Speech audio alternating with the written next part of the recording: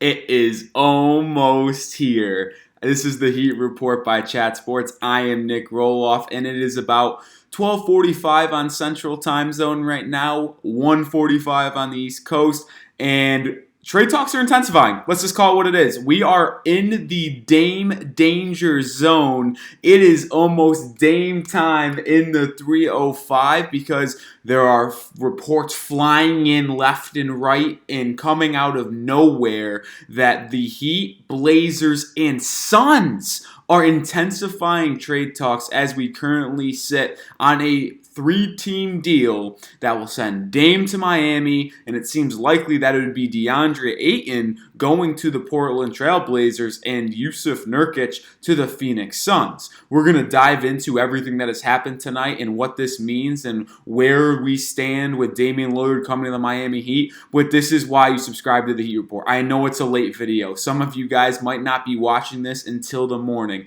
but just know that I am covering you with everything Miami Heat, and as long as Damian Lillard is not a Miami Heat basketball player, I am covering you on this situation, so make sure you hit that sub button.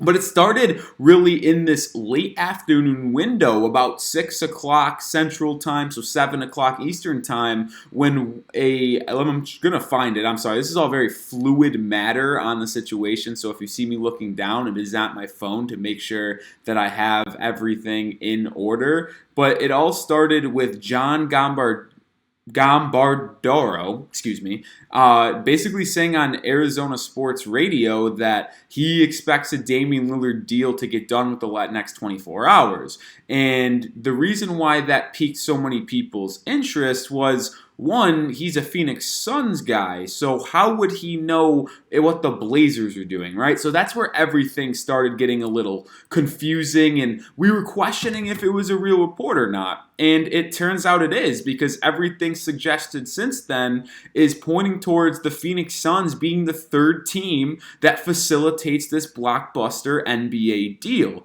Because apparently the Suns are looking to move DeAndre Ayton. We've known that they've been wanting to do that for a long time now, and they see this as an opportunity to get Ayton to Portland and then get Jusuf Nurkic, who they see as a better fit alongside Booker, Beal, and KD. What's fascinating by this is that this actually helps the Miami Heat out.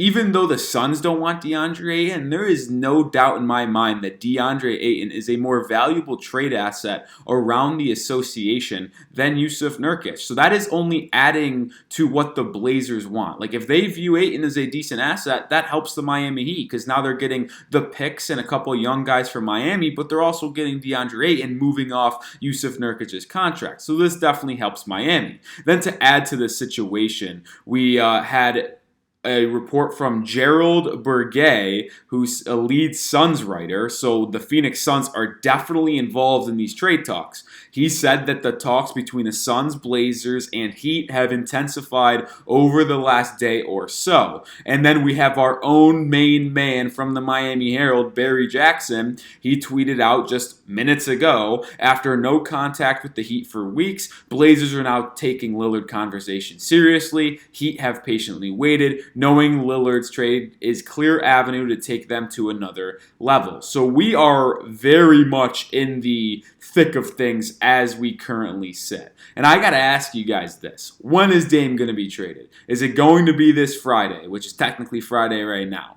when I'm filming this at least? Or is it going to be Saturday? My original prediction was Thursday, September 21st. It is now September 22nd. I think it's going to get done today. I really do think in the next 24 hours, we are going to have Dame officially traded to the Miami Heat. So make sure you hit that sub button and answer my question below. When do you think Damian Lillard is going to be traded in the NBA?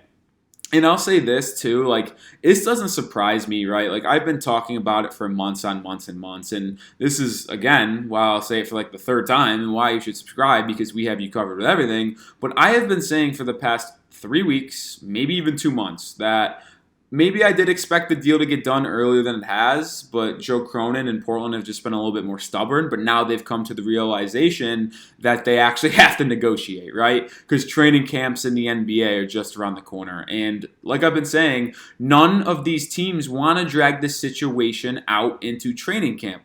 when you think of why people wouldn't want to do that, right? Like from Portland's side, are you bringing a disgruntled 33-year-old Damian Lillard, arguably your franchise GOAT, into training camp, creating a dark cloud around this year's Blazers team? You're going to ruin this stunt the growth of Scoot Henderson, stunt the growth of Anthony Simons and Shaedon Sharpe. It would not make sense to bring Damian Lillard into training camp. And from the Heat's perspective, it's the same thing. Why would you want to bring a Nikola Jovic, a Jaime Jaquez, a Tyler Herro, a Kyle Lowry into training camp if you know you're just going to deal them and those 4 players knew that you were trying to trade them for Damian Lillard the entire offseason? It would have created chaos. It was not a good idea, and this is why trade talks are intensifying as we currently sit right now, because both teams now have basically an implemented deadline of next weekend, because after next weekend, training camps are going to start. So